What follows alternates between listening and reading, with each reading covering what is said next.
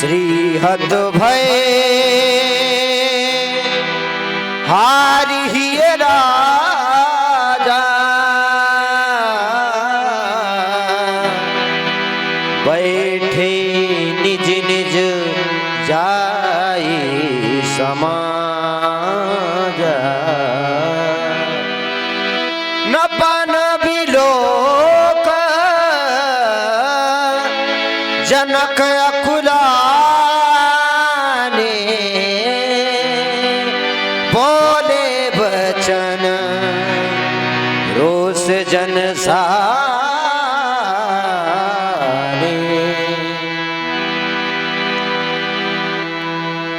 समाप्त हो गया। यह इनकी वाणी का जोश कुछ समय पूर्व मैंने देखा और अपने परिणाम प्राप्त हुआ।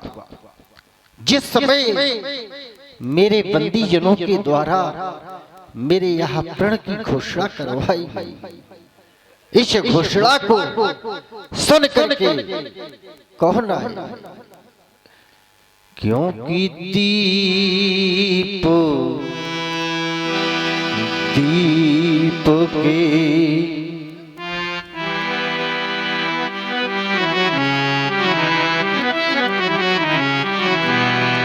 ये दीप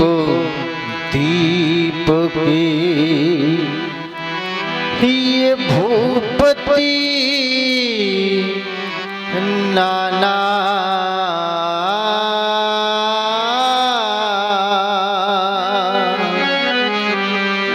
और ये आए क्या सुनकर के आए? ये आए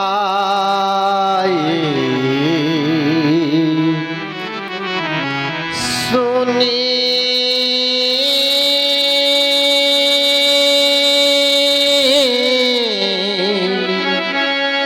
हम जो प्रण ठाना, मेरी इस प्रतिज्ञा को सुन करके यह महिपाल एक एक करके आए और अपने बल का प्रयोग इस अजगोर पर करने लगे, लेकिन यह अजगोर नहीं उठा। यह महिपाल एक एक करके आए और अपने बल का प्रयोग पूर्णतः करने लगे, लेकिन जब यह अजगोर नहीं उठा तो अपने अपने स्थानों में जा जाकर के बैठ गए। इन महिपालों को आभास हो गया कि हमारा इस अजगोर के समीप जाना व्यर्थ। जब यह दशा इन महिपालों की मैंने देखी तो मेरे मन में अकुलाहट होने लगी कि क्या हो मेरी पुत्री जानकी का क्या होगा, इस सीता का। ये सब महिपाल श्रीयत हो गए, ये स्वयंवर का साज सजा का सजा रह गया। क्या जानकी की मांग सदा सदा के लिए सुनी रह जाएगी?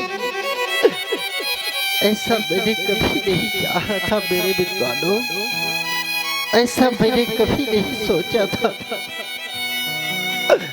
कि ये सारे के सारे महिपाल श्रीयत हो जाएंगे। जो राजा अभी तक ताल ठोक रहे थे कि हम सीता को ब्याह करके ले जाएंगे, आज वो राजा पराजित हो गए। कि ये श्री तो है और ये हार ये राजा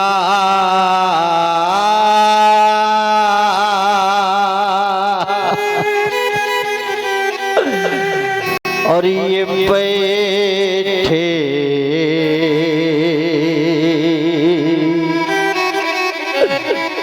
जब कोई व्यक्ति किसी स्थान पर हारी मान जाता है तो उठ कर के चला जाता है, लेकिन जब मैंने देखा तो पाया क्या, ये बैठे वो नीचे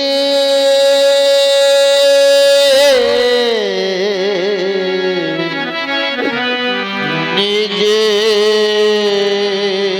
जाई समाजा,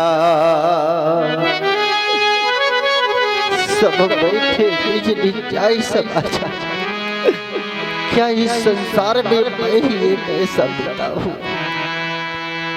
कौन पिता है जो ये नहीं चाहता कि मैं अपने हाथों से अपनी बेटी का कन्यादान करूं? कौन इस संसार में ऐसा है पिता जो ये नहीं चाहता कि मैं अपनी बेटी को डोली में बिठा करके विदा करूं? संसार का प्रत्येक पिता चाहा करता है और मैंने भी वही चाहा था, लेकिन हमारा तो सब कुछ समाप्त हो गया है। चला गया मेरा वैभव, अब मेरे पास बचा क्या? देखे आप सब चला गया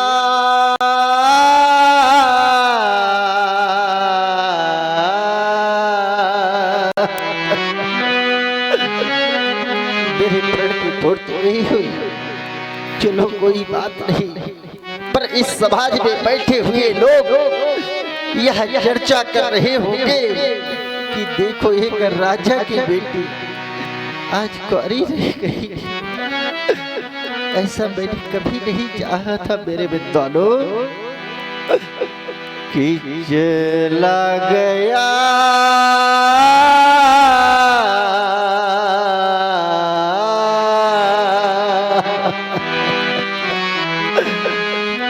और ये सब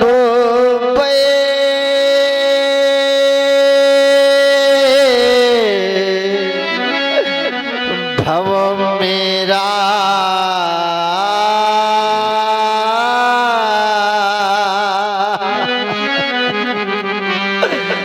और ये रह गई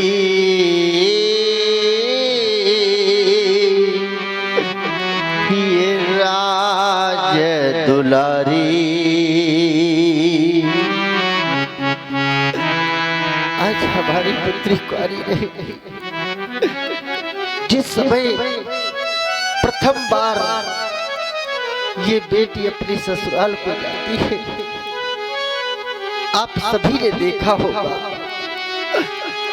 जिस समय प्रथम बार ये बेटी अपने ससुराल को जाती है, सबसे पहले उस माँ के समीप जाती है जिस माँ ने इस बेटी को जन्म दिया है और पाल पोस करके बड़ा किया है। उस माँ के समीप पहुंचती है और धीरे धीरे कदमों से चलती हुई, और जिस समय माँ के समीप पहुंच जाती है तो दौड़ करके माँ के सीने से लिपट जाती है और कहती है, माँ अब मैं जा रही हूँ। और फूट फूट करके वो बेटी रोया करती है।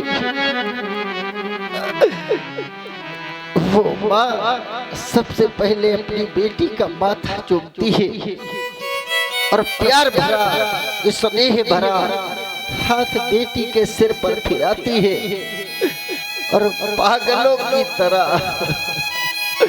वो माँ अपनी बेटी को सीने से लगा करके फूट फूट करके रोने लगती है। जिस बेटी को मैंने पाल पोस करके बड़ा किया, उंगली पकड़ करके चलना सिखाया, आज मेरी बेटी मुझे छोड़ करके जा रही है। ये मेरा आग्रह सुना हो रहा है।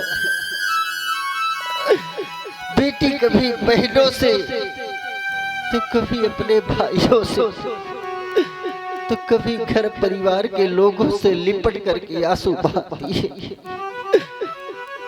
तभी पीछे से आवाज आती है, चलो भाई विदाई का समय हो रहा है। और जैसे बेटी ने सुना, बेटी कहती है थोड़ी देर और ठहरो भैया। फिर पीछे से आवाज आती है, क्या हुआ, अभी किसी से मिलना बाकी है?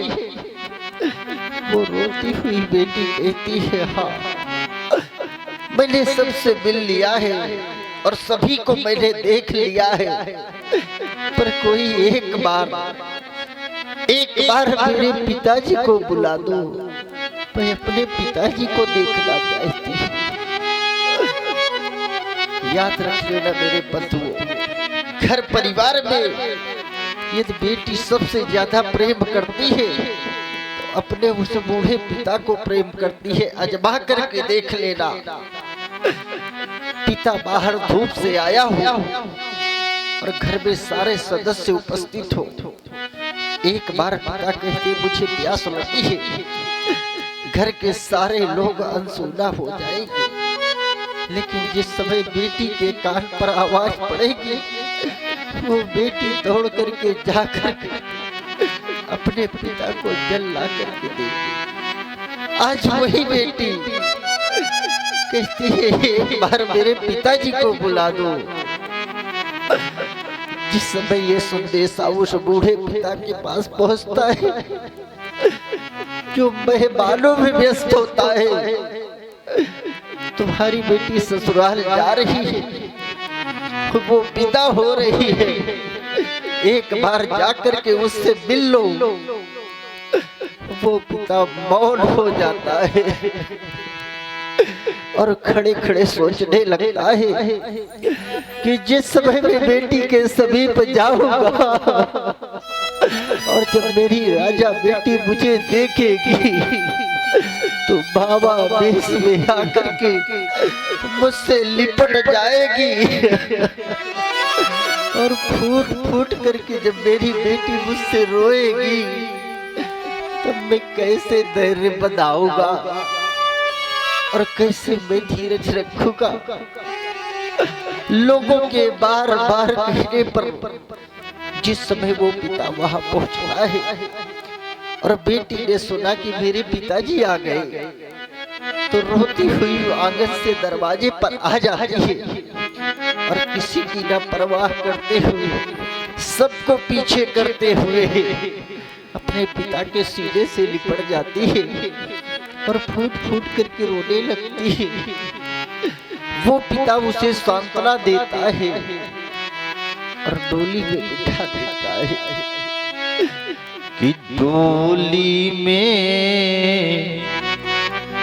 इस समाज में वो पिता बैठे हुए हैं जिन्होंने अपने हाथों से अपनी बेटी को विदा किया हुआ है कि डोली में और बिठा कर वो अपनी बेटी को।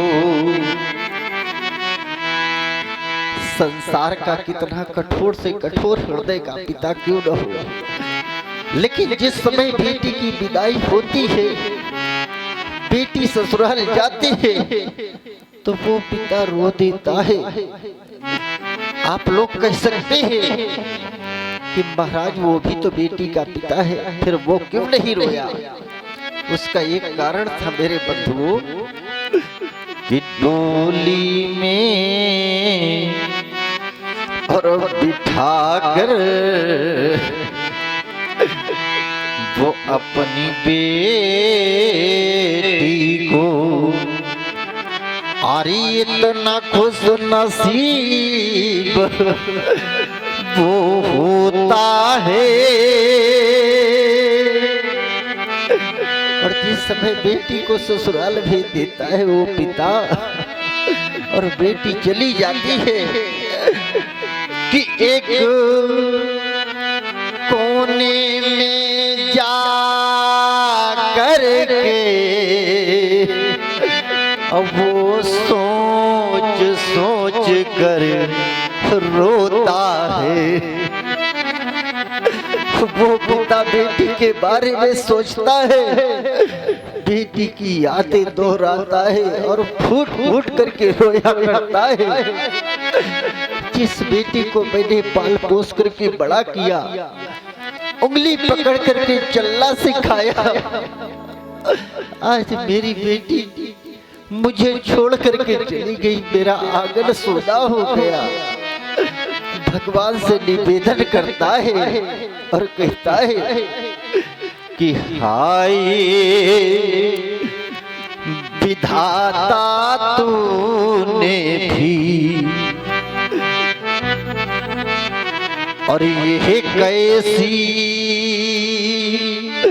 रीत बनाई, और जिस बेटी को मैंने पाला,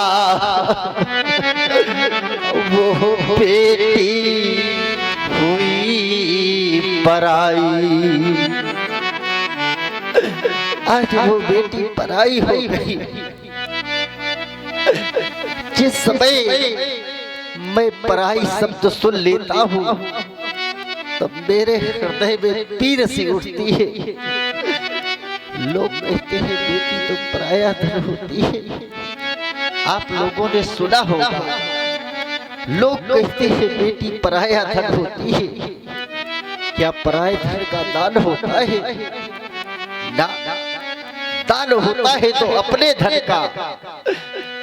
और यदि आप लोगों की ये बात मैं स्वीकार कर लूं तो एक हमारा निवेदन है, एक बात हमारी भी स्वीकार कर लेना। ये बेटी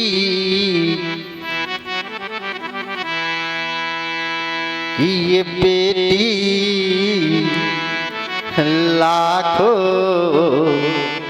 पराया धन है, पर हृदय का टुकड़ा होती है, और कीमत वही ये समझते हैं कि जिनके घर बेटी होती है। सब कोई बेटी की कीमत नहीं समझा करता मेरे विद्वानों।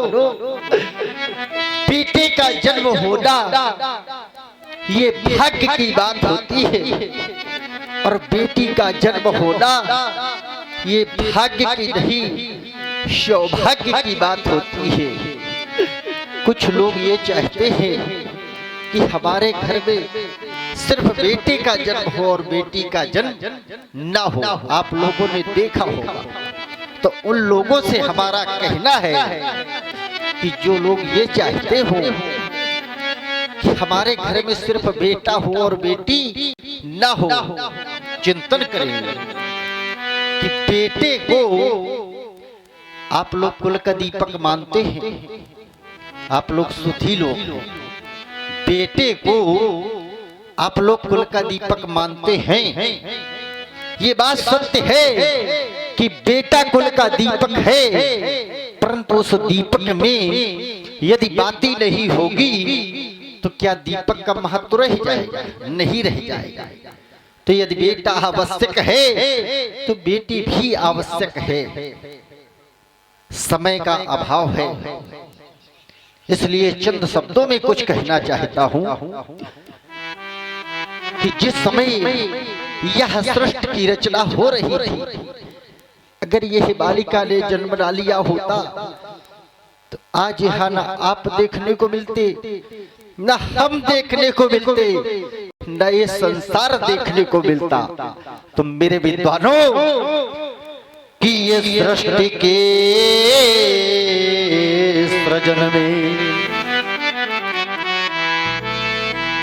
ये सृष्टि के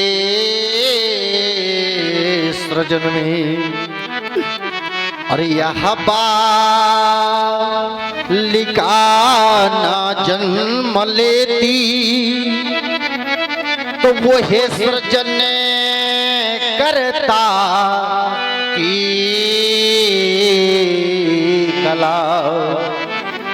और सचना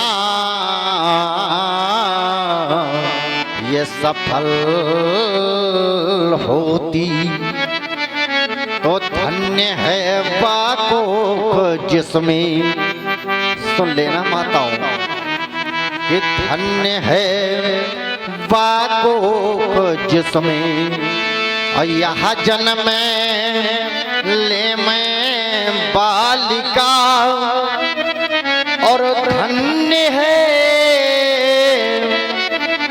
वह घर जिसमें ये सम्मान होए बालिका। मेरे विद्वानों, इन बालिकाओं का सम्मान करना चाहिए। जब दूसरे की बेटी आपके घर में आवे तो अपनी बेटी से अधिक उसका सम्मान करना चाहिए। अपनी बेटी से अधिक उसकी देखभाल करनी चाहिए। लेकिन कुछ लोग करते क्या हैं, आप लोगों ने देखा होगा कि जब उनकी बेटी किसी के घर में जावे तो बड़े अच्छे ढंग से रखी जाए, ऐसा लोग चाहते हैं। और जब दूसरे की बेटी उनके घर में आ जाती है और कहीं भूल से अगर उसने गलती कर दी तो उस पर लोग हावी हो जाते हैं। तो जब दूसरे की बेटी आपके घर में आवे तो किस प्रकार से रखना चाहिए, चिंतन सुधी लोग हैं कि ये बहू है लड़कई,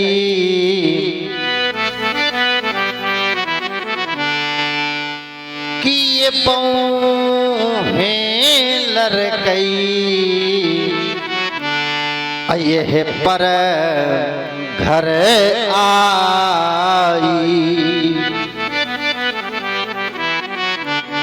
तो राख्यू नयनो, और ये पलकों की नाई।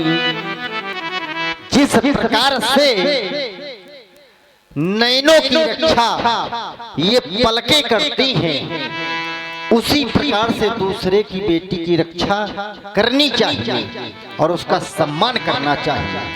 और जब आप ऐसा करेंगे तो आपके घर में कभी ग्रह गले। और ये हमारे दादाजी गुप्त दान कर रहे हैं, ये 50 मुद्राएं का दान हो रहा है। भैया को बहुत बहुत धन्यवाद। जब दूसरे की बेटी आपके घर में आवे तो उसका सम्मान करना चाहिए। सुधी लोग हैं जिनके घर में बेटी है, वो इस दर्द को समझ सकते हैं और उस बेटी को बड़े लाड प्यार से रखना चाहिए। और जिस घर में सुमति होती है वहां हम नहीं, ये शास्त्र कहते हैं। और क्या कहते हैं कि जहां सुमति, ये विद्वानों की समाज है।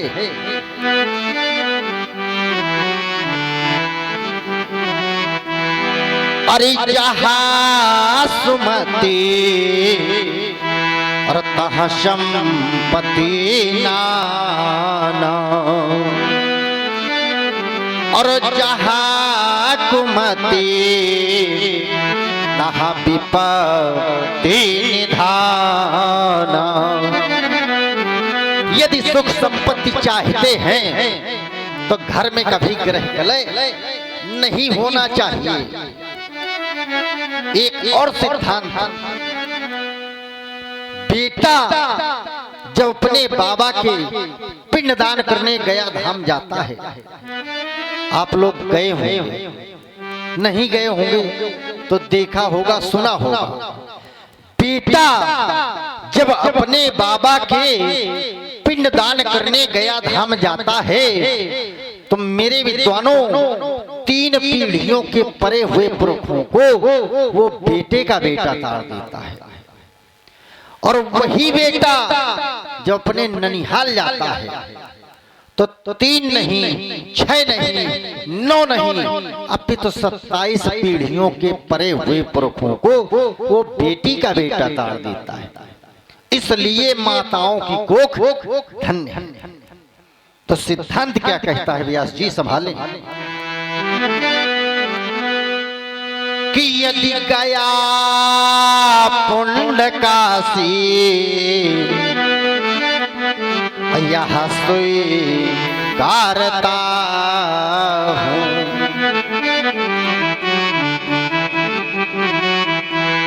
अरे यदि गया पुंडकासी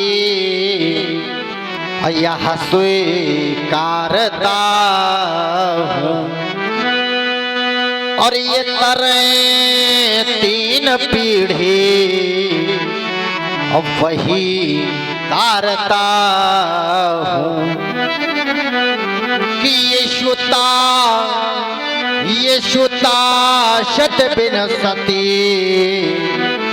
यह तुम नाम नरता, और ये गाएंगी विद्या और निगम गा रहे हैं। सुता माने बेटी, सत माने 7, 63 माने 20, अर्थात 27 पीढ़ियों के परे हुए पुरखों को वो बेटी का बेटा तार देता है। इसलिए माताओं की कोख धन्य है। आप लोगों का ध्यान बेटी सीता की ओर ले चलता हूं। जिस समय महारानी सुनैना ने कहा कि बेटी जाकर के माँ अम्बा देवी का पूजन कर दो, अन्यथा प्रण की पूर्ति नहीं हुई तो तुम्हारे पिताजी प्राणों का त्याग कर देंगे। और जैसे सीता ने यह बात सुनी तो सीता के हृदय में पीड़ा होने लगी और ये रोने लगी। और इसने देर अपनी सखियों के साथ पुष्प वाटिका में पुष्प लेने पहुंची। और जैसे पुष्प वाटिका में पहुंची तो एक घटना घटित हो गई। और घटना इस प्रकार से थी व्यास जी कि वो हो जनमग लोगो, जिसमें सीता पुष्प वाटिका में पुष्प लेने पहुंची तो उस समय घटना क्या घटित हुई कि वो हो जनमग लोगो और एक मूरत आनी, एक मूर्ति ने प्रवेश किया। और जैसे सीता ने उस मूर्ति को देखा तो देव नयनो, इसने कार्य क्या किया कि देव नयनो और कृपा सो सयानी, इसके नेत्र मुंद गए। और इसने चाहा कि वह मूर्ति कहीं बाहर न निकल जाए तो उस रास्ते के दरवाजे बंद करवा दिए और अपनी सखियों के साथ पुष्पों की माला ले करके उस दिशा की ओर प्रस्थान कर दिया जहां पर मां अम्बा देवी का मंदिर बना हुआ था। कि गई भवानी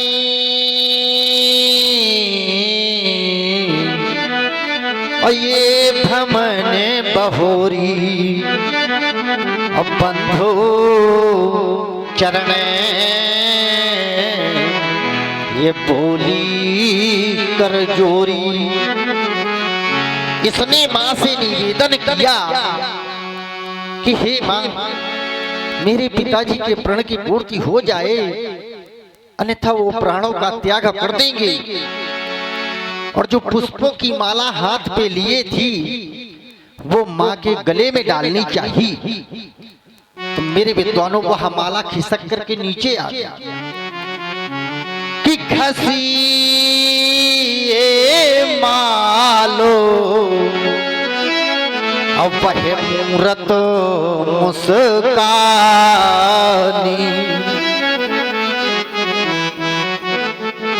वह मूर्ति मुस्कुरा दिया और जैसे सीता ने मुझसे कहा कि हे पिताजी, वह मूर्ति तो मुस्कुराई थी, तो मैं समझ गया कि अब मेरे प्रण की पूर्ति नहीं होगी, क्योंकि सिद्धांत कहता है कि गर्जन्ति कूपा प्रतिमा हसन्ति। यदि कुएं में गर्जना हो जाए, प्रतिमा मुस्कुरा दे, तो अशुभ का संकेत होता है। मैं समझ गया कि मेरे प्रण की पूर्ति नहीं होगी और मेरे आंख से आंसू बहे। तो तुमने ही तो कहा था, इधर देखो सीता, कि तुमने ही तो कहा था कि पिताजी रो नहीं, वह मूर्ति मुस्कुराई ही नहीं, वह तो बोली है। तो मैंने कहा क्या कहा माने, तुम्हारे ही तो शब्द थे कि सुने सिया तो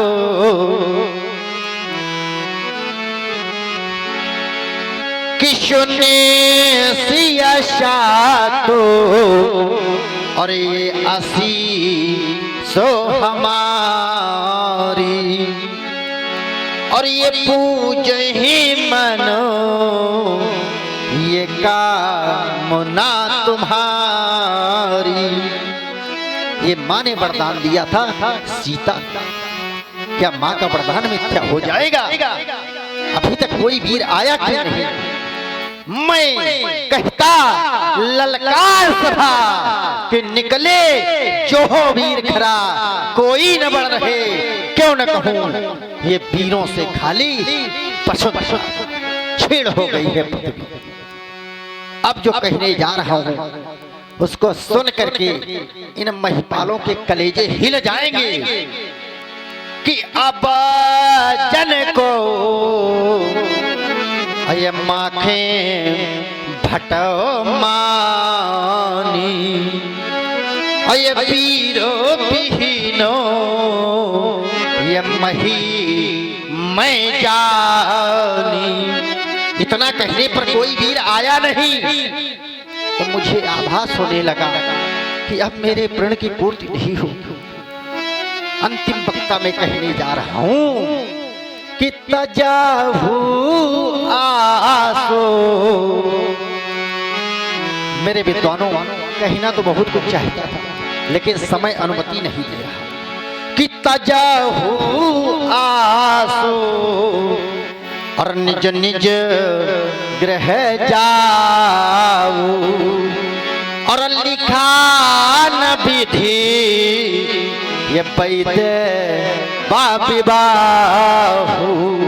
आज से आप लोग अपने अपने घरों को प्रस्थान कर जाओ, बंद करा दो, यह स्वयंवर तोड़ दो, तोड़ दो, यह बंधन हो न सकेगा, यहाँ किसी का अभिनंदन।